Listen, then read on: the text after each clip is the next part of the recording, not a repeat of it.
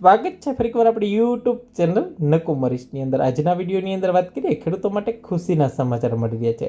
પ્રધાનમંત્રી કિસાન સન્માન નિધિ યોજના અંતર્ગત ખેડૂતોને વાર્ષિક 6,000 રૂપિયાની સહાય આપવામાં આવે છે।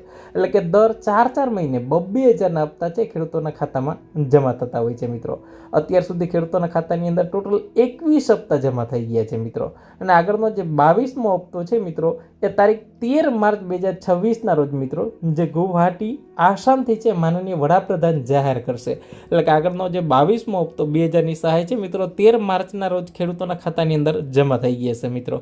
અને હજી ખેડૂતોએ જે લોકોએ કેવાયસી નથી કરાવ્યું એ લોકોએ કેવાયસી ફરજિયાત કરાવવાનું રહેશે મિત્રો। અન્યથા તમને હપ્તો છે ખાતામાં જમા નહીં થાય મિત્રો। હપ્તો મેળવવા માટે કેવાયસી ફરજિયાત છે મિત્રો। જે ખાસ કરીને તમારી જે જમીન જે કહેવાય ને લેન્ડ શેડિંગ, તમારા જમીનના દસ્તાવેજો પોર્ટલ ઉપર લિંક પણ હોવા જરૂરી છે। આધાર શેડિંગ બરાબર, તમારું બેંક એકાઉન્ટ છે એ કહેવાય ને કે આધાર સાથે લિંક પણ હોવું જરૂરી છે મિત્રો। અને કેવાયસી છે તમે તમારા મોબાઈલથી પણ આધાર કાર્ડ સાથે મોબાઈલ નંબર લિંક હોય બરાબર તો પીએમ કિસાન પોર્ટલ ઉપર પણ તમે કેવાયસી છે એનો વિકલ્પ છે ઓટીપી નાખીને તમે કેવાયસી કરી શકો છો। અથવા તો બાયોમેટ્રિક થ્રુ જે સીએસસી સેન્ટર હોય ત્યાં પણ તમે જઈ અને જે કહેવાય ને કોમન સર્વિસ સેન્ટર થ્રુ તમે પણ બાયોમેટ્રિક આપી અને કેવાયસી કરાવી શકો છો મિત્રો।